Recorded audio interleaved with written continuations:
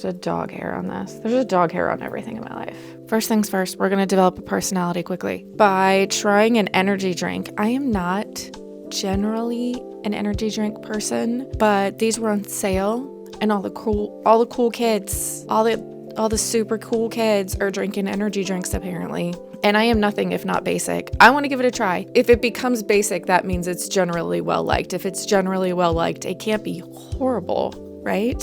I mean, if we hate it, I'm a grown up. I can spit it out and throw it away. I can waste my money on energy drinks if I want to. This one is peach mango flavored. It could be awful. Wish me luck. Okay, moment of truth.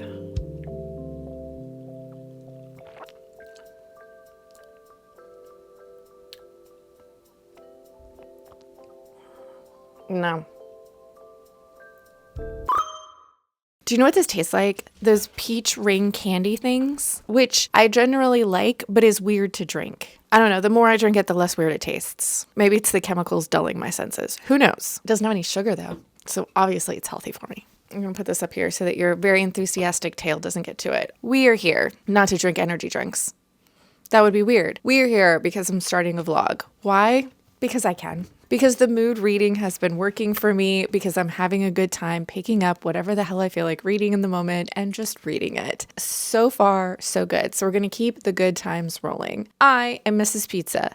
The one behind the camera that's being our current cinematographer is Winnie. She's always in that spot. If you've watched any of my videos, that's where Winnie is. And then of course, Cheese promptly went back to the cheese spot. Pretty sure Cheese is always judging us, but like in a loving way. Like just to keep eyes on us to make sure we're okay. We're going to start a reading vlog.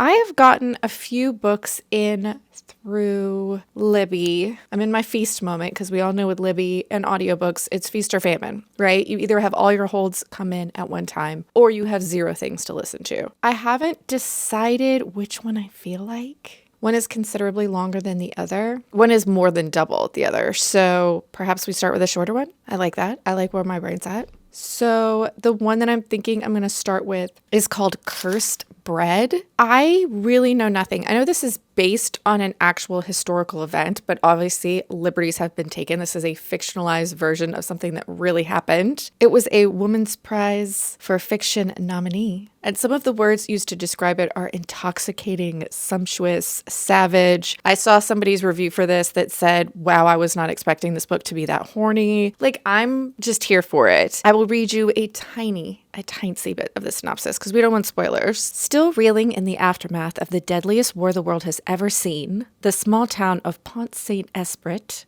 which I probably got that incredibly wrong, so please excuse me. I am a dummy, collectively lost its mind. Some historians believe the mysterious illness and violent hallucinations were caused by spoiled bread. Others claim it was a result of covert government testing on the local population. Absolutely. I am going to read The Cursed Bread. And I am physically just stupid excited about this book. Hold on, let me go get it. Because she's so pretty.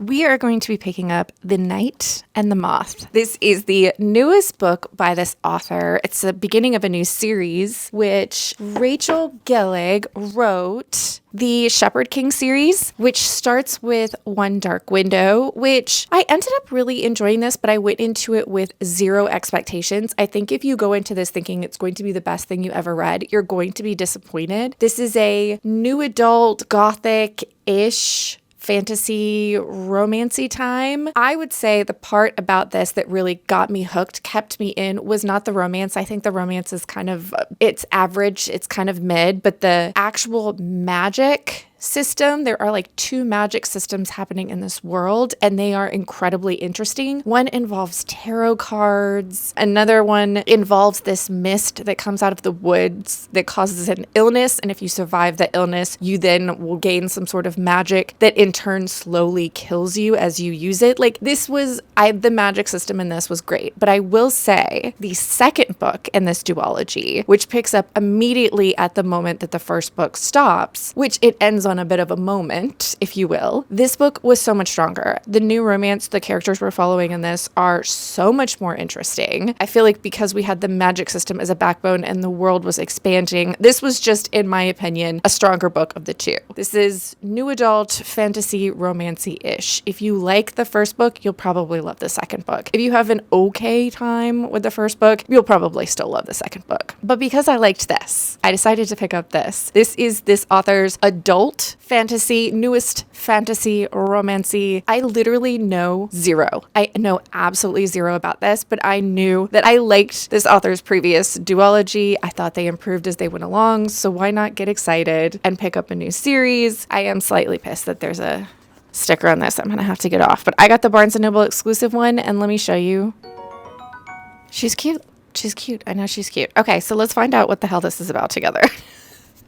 Sybil Delling has spent 9 years dreaming of having no dreams at all. Like the other foundling girls who traded a decade of service for a home in the great cathedral, Sybil is a diviner. In her dreams, she receives visions from 6 unearthly figures known as the Omens. From them, she can predict terrible things before they occur, and lords and common folk alike travel across the Stonewater Kingdom's wide-swept moors and craggy mountains to learn their future by her dreams. Just as she and her sister diviners near the end of their service, a mysterious night arrives at the cathedral. But when Sybil's fellow diviners begin to vanish one by one, she has no choice but to seek his help in finding them. For the world outside the cathedral's cloister is wrought with peril. So we're in a fantasy world where these godlike creatures, I'm assuming, the Omens, give her visions. Something's going on. I don't know. I'm gonna like it. And if I don't, I'm gonna be real sad because it's real pretty. So that's where we are in starting this situation. We're gonna mood read our little butt off.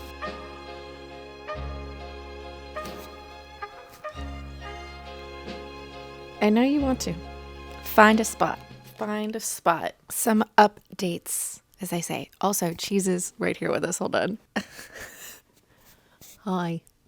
Hello. If a cat was a dog, it would be Cheese. Okay, we're here because I did some things. Not nearly as many things as I wanted to. Stop adjusting you. I'm going to make you seasick. Not nearly as many things as I wanted to, but we did some, and that's important. We did start some books. I started so far away right now.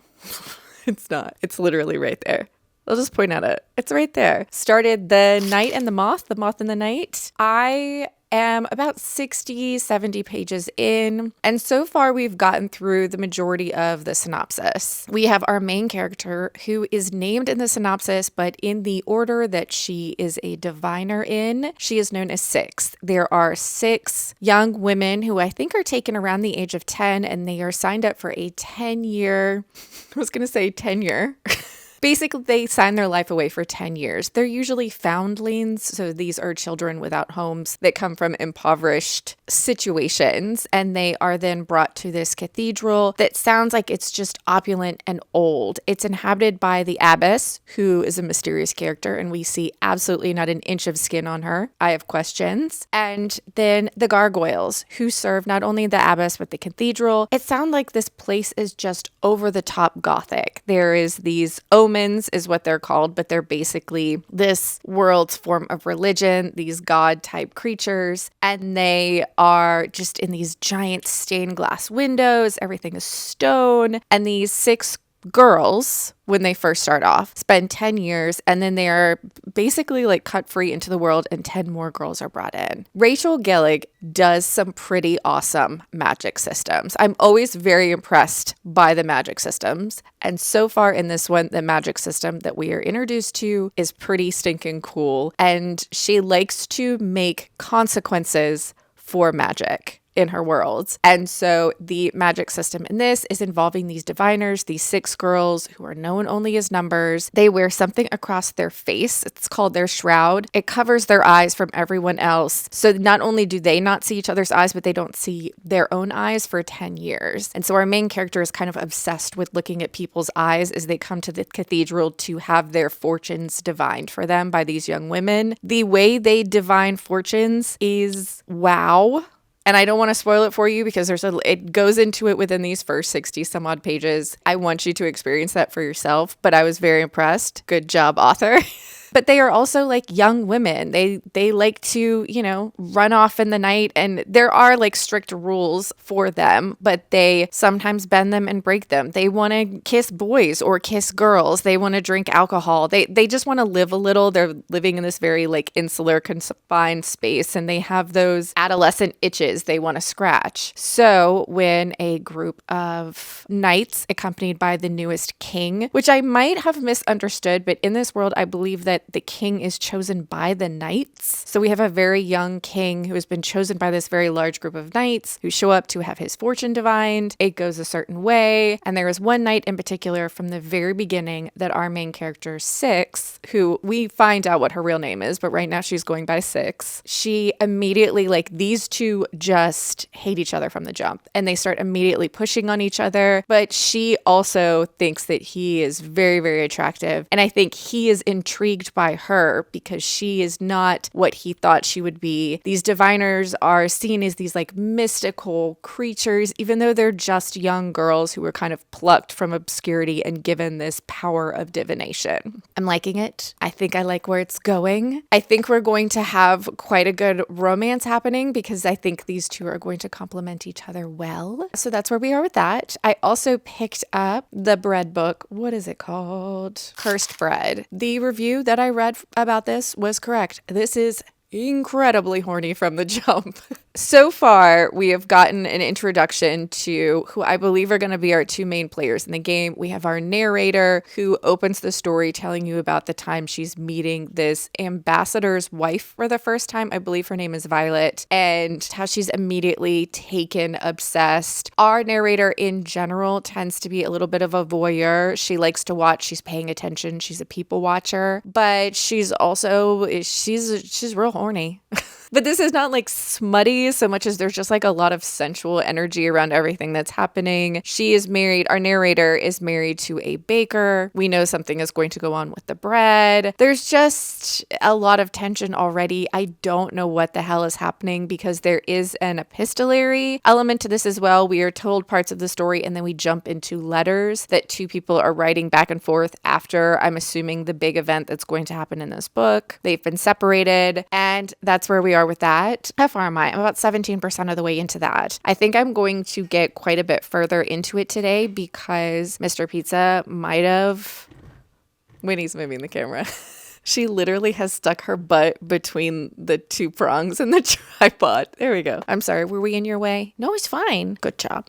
Now she's comfortable. Mr. Pizza may have perhaps gotten us a new private server on Pal World with a few friends. Last time we all played Pal World, it was a time suck. We all got quite obsessed for a while. We all moved on to other things, lived life, had jobs, we're adults, and now we have our own private server on Pal World, and it's going to be bad because all I want to do today is listen to my audiobook and go catch some pals. This is going to be so bad for us for at least a week, if not 2 weeks. I also completely wasn't prepared for this as well. I picked up a book on my Kindle. My brain wanted something like I'm going to say like borderline trashy romance. That's not really nice and I shouldn't say it like that, but I wanted an angsty romance just situation. I didn't want something sunshine and flowers. I wanted something that had a little harder edge to it. So I decided to pick up The King of Wrath. I've seen this book all over the place. I've seen this author all over the place. I believe they have a new book in this series that just came out. I've never read anything from them. I have no idea why I decided now was the time. And I sat down and I'm 57% of the way through in one sitting. I could not stop eating this up. This is the story of Dante. He's a billionaire and he is very icy and business only minded. He has been blackmailed into a situation where he is now going to marry the daughter of the man who is blackmailing him. Her name is Vivian. She also comes from a very affluent and wealthy family, but they are new money. Dante is old money, and this family wants the credibility that having their daughter marry into old money will give them. Vivian has no idea that this blackmail situation is going on. So we have an arranged marriage between these two powerful families. We have a little bit of enemies happening because Dante is not happy about this blackmail situation. But Vivian is not a shrinking flower. She's gone on and created a business. She does party planning and event planning all on her own without the support financially of her parents. She's been successful, but she does have this hang up of really wanting to do what her family tells her. She does not want to be cut off from her family. It's very important that she has her family in her life, but she doesn't know that her father is blackmailing Dante into marrying her. She just thinks this is some sort of business arrangement between the two of them. Vivian meets Dante the day she finds out she's marrying him. Her parents, they rush her with this information. They're like, hey, welcome to dinner, honey. Also, we found you a husband. And she's like, okay. So these two they almost promptly have to move in together. Dante's still being a businessman, billionaire, and putting that first. But as soon as he starts to get to know Vivian, he reluctantly, he does not want to like her, but he starts liking her. At the 57% mark, we have had some spicy scenes, and we are reevaluating what our plans are from a Dante billionaire, from a Dante trying to get revenge type situation, because he does not want her father to succeed in blackmailing him. That being said, Dante is all the red flags. There is so much that I am willing to forgive fictional men in stories. 1, because they're not real. 2, because I don't have to be in a relationship with them. And 3, because it makes the drama juicy. But there is no way, if you were friends with this girl, you would be like, girl, run for the hills. But right now she's just walking through the red flag store, throwing everything in her cart, oh, that sounds lovely. Can't go through the express lane, got too many red flags in my cart. Ugh. I know, because this is a romance, that Vivian and Dante are going to end up with happily ever after before the credits roll, but we are going to go through some drama, some rich people nonsense before we get there. And so far, we've already had some twists and turns. I'm liking it. 57% in one sitting. Of course I'm liking it. So we are now reading a fantasy romance, a historical fiction ? And a regular romance. Not a dark romance. It's definitely a billionaire's romance. I mean, I could list off the tropes. I don't know what this would be considered as far as romances go, but I'm having fun. So that's where we are on this beautiful day full of the rain, which it shall rain for days according to the news. So we're just gonna buckle up for some rainy day activities. I'll update you soon on what's happening in my reading life.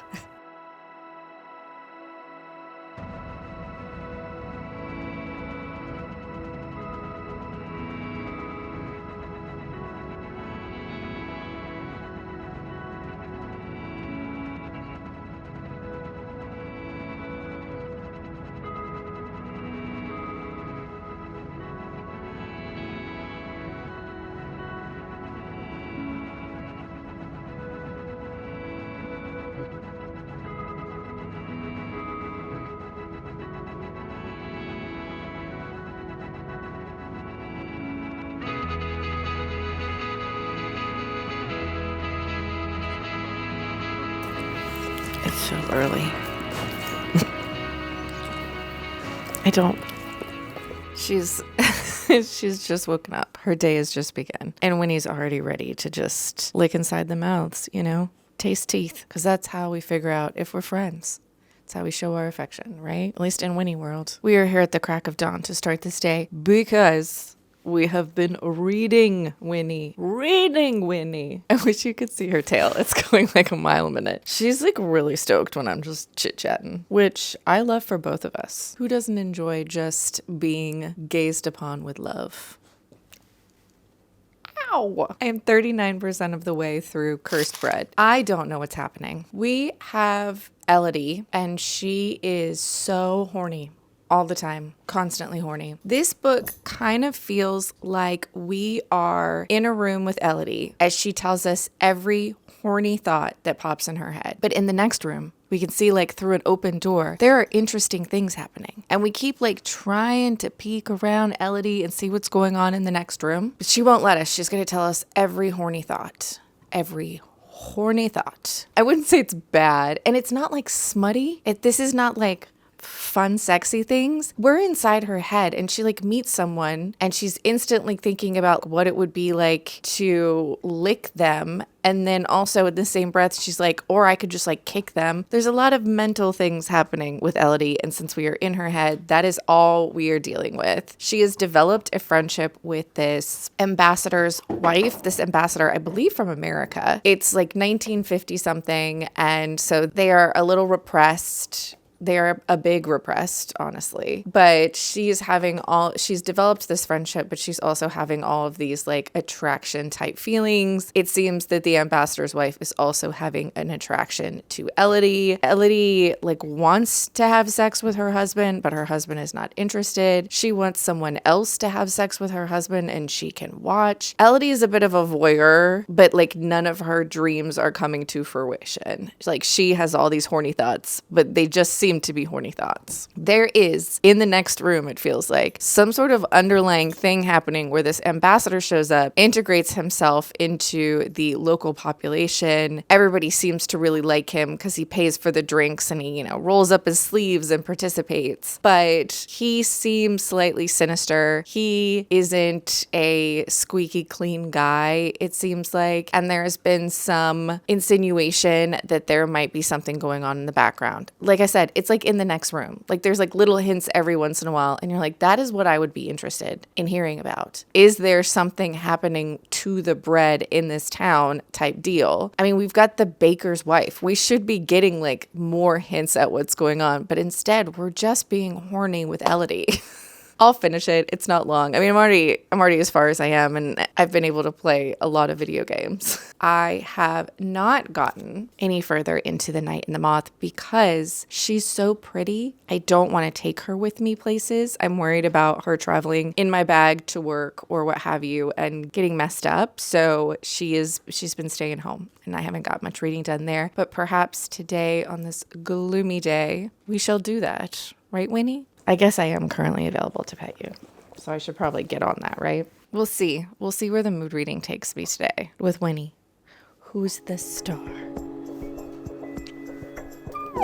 I feel like you are getting like the cutest versions of me in this vlog. It is so humid that it is not. I wish I didn't have hair on the top of my head because I wouldn't have to deal with what is currently happening. It is in between rainstorms, so we're outside to let the two children run real quick. I'm here to tell you two things. One, cursed bread. Pretty sure Elodie is hallucinating some of the things that are happening to her. Like, I think whatever is happening with the bread has made her brain a little foggy. I don't think everything that she thinks is happening is happening. And I think we're supposed to be picking up on that earlier. I might just be a dig. I might just be a big dumb dummy and I didn't realize it, but I am pretty sure that what is happening with Elodie is she is mentally unwell and she is hallucinating a lot of the interactions she's having because they don't make the sense. And Elodie doesn't make the sense. And we know that something is going to happen that is going to cause hallucinations. And we've started having other people in the town say insane things. One woman was talking about how she turns into an owl at night and start to have like physical reactions. There is someone who throws themselves out of a window in front of everyone. The crazy is escalating right around the time that Elodie's horniness is escalating. So I think that we might not actually be doing the things that we're doing. I still stand by the fact that I feel like we are in the room with Elodie as she unloads all of her just mental combobulation upon us, where I would really like to be in the other room finding out what the hell is going on. Also, Night and the Moth, the gargoyle. I've known him for chapters, right? I'm almost at the halfway point. I would pretty much die for him. He is hilarious. I love him. He is making this story so incredibly funny. How he talks to everyone. He calls everyone Bartholomew. It's amazing. Also, how everyone talks to him is the real comic relief in this. I have laughed out loud several times. I'm really enjoying this. I am not surprised. We power on. We continue on. We will finish something at some point.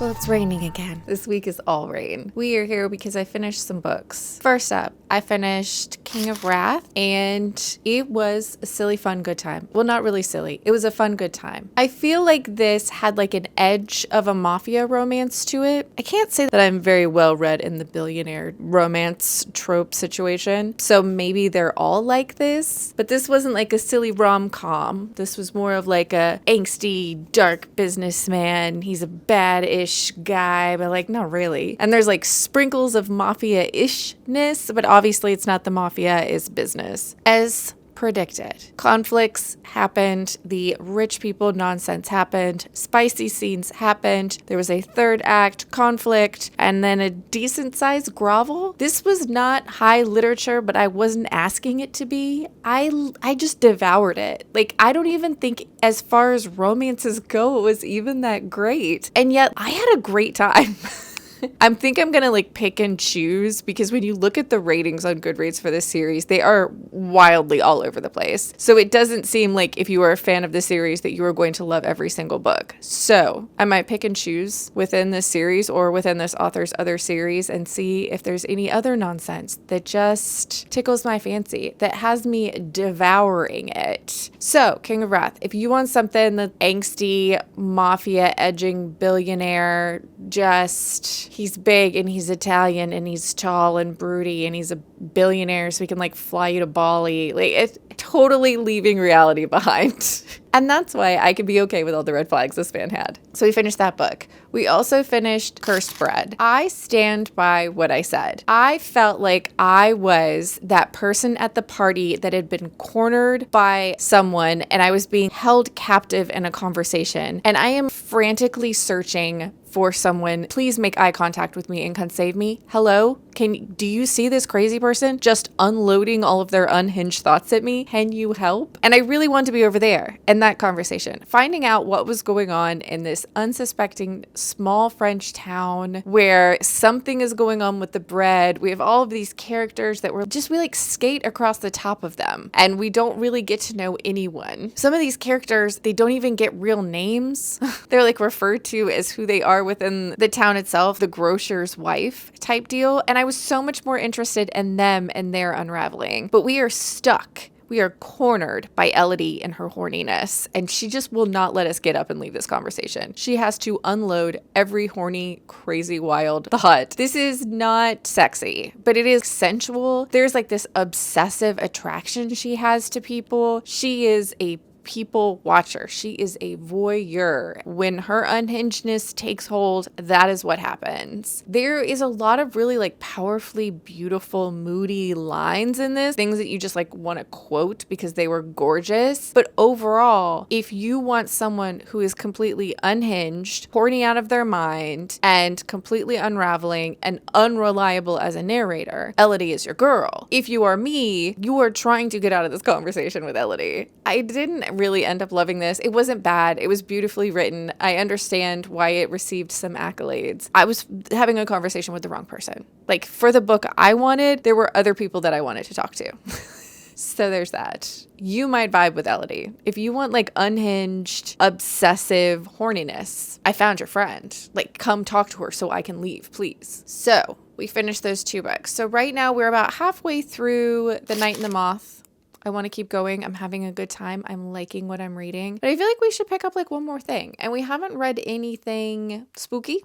You know, we haven't read anything spooky in this vlog. So I was looking at what's available, just perusing the Kindle Unlimited, and Ring Shout popped up. This is a book that I feel like since it was released, it gets recommended a lot, having to do with like other media. They're like, if you like blank, then you'll like Ring Shout. Everyone I know that I've seen read it has enjoyed it. It's short, it's spooky. From the bare bones synopsis that I know, it is, I don't don't know when it's taking place. I think this is somewhat historical, but this was like if the Ku Klux Klan was actual demons, like not just horrible humans, but like actual literal monsters, and then you have people killing those monsters, and I feel like that sounds like good times. I have seen this recommended to people that liked the TV show Lovecraft Country, which I believe is based on its own book as itself, so that should be the book that's being recommended. But if you liked Lovecraft Country, which I honestly had a decent okay time with, I think it kind of lost the plot at some point and just was like going big and bananas, but I still had a good time. There were definitely episodes within that series that I truly enjoyed. And also the newest movie that has come out that I've seen on TikTok and all the other social medias and all just where I consume the content, and so do you, that if you like the movie Sinners, which took over my algorithm for a couple of days, I still haven't watched it. I will. I am intrigued, but oh my God, the internet was trying to give me all of the spoilers for that, and I was just trying to scroll as fast as possible, like, please don't tell me what's gonna happen. I want to watch the movie. But if you like that movie, this book comes up all the time. It's like, if you want books that remind you of Sinners, cha-ching, we're gonna pick that up as well. So we've only got 2 books going right now. Let's finish this up. Let's read some books.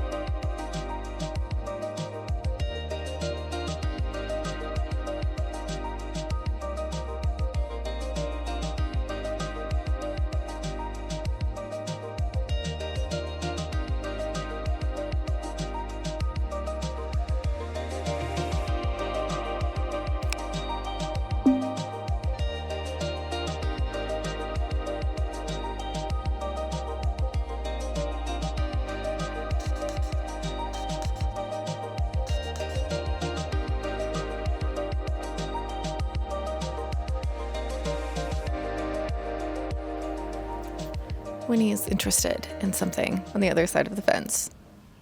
So keep an eye on her for me. If you see her starting to dig out, will you let me know, please?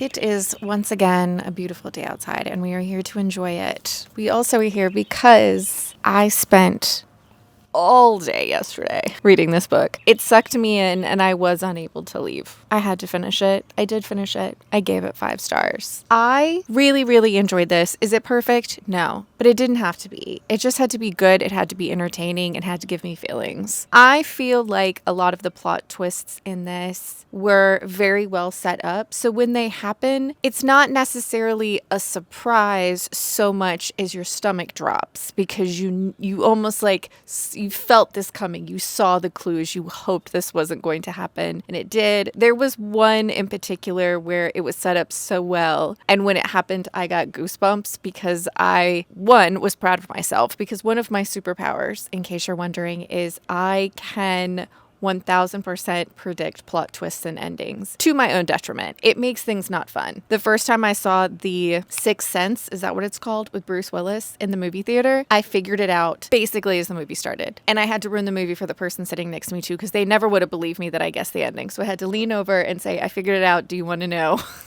And the movie hadn't even started. I was also correct, yes. Everything was well thought out. There were several things that came absolutely full circle. I really enjoyed it. The ending of this, similar to the ending of the first book in their other duology, it's a hard moment. It's a heart-wrenching moment. It's a moment that sends everyone spiraling and makes you want to pick up the second book immediately. But that second book does not exist yet. Winnie?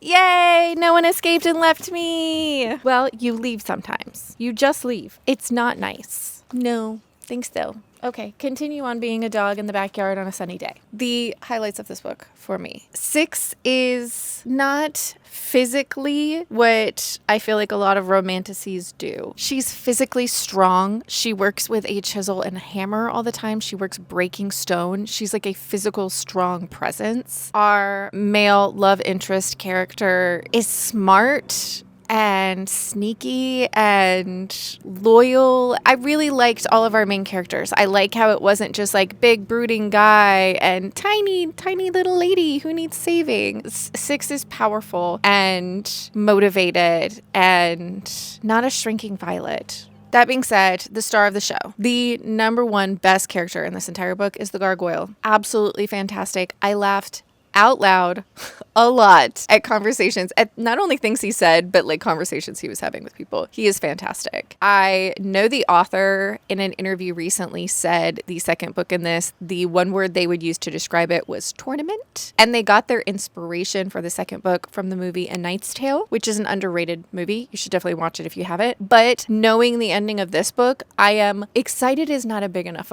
of a word. Like, it's not big enough of a word for that to be the inspiration. I really enjoyed this. I'm glad I did. It made me happy to read this. I'm also incredibly glad that I had already read the first chapter in Ring Shout. Like, I had already picked what was going to be my next book and gotten a slow entry into it before I finished this one, because I feel like I could have accidentally gotten myself into a little bit of a baby reading slump after finishing The Night and the Moth. Ring Shout, because I had already gotten into the groove of it, because I'd already started it, was an easy enough thing to continue on with. I don't think I've even hit the halfway point of that book yet, though. This is taking place, I believe, in the 1920s. We open up in Georgia, in the Jim Crow South. We have 3 characters who are all monster hunting in this world. Ku Kluxes is the name of these monsters that are members of the Klan. There is some sort of mythical, monstrous, dark magic happening that is turning these hateful, awful white supremacists into literal monsters. We have these 3 black women who are monster hunters. This opens with an action-packed scene. You get rolling immediately, which is also nice because I kind of needed that. After moving out of The Night and the Moth, I needed something that was going to move quickly. I don't think if something had been slow moving that I would have enjoyed it, or that it would have caught my attention, I should say. So far, I'm not too far into it, but we have dropped a decent amount of lore about what we think these Ku Kluxes are, how we think they came to be, kind of the origin of these monsters that are monstrous people that turn into literal monsters. They are also talking about there is something to do with this movie called The Birth of a Nation. I have heard that before. I don't know much about that movie. I'm going to do a little bit of a Google, but it is basically this movie was used to incite people to anger, to hatred towards black people.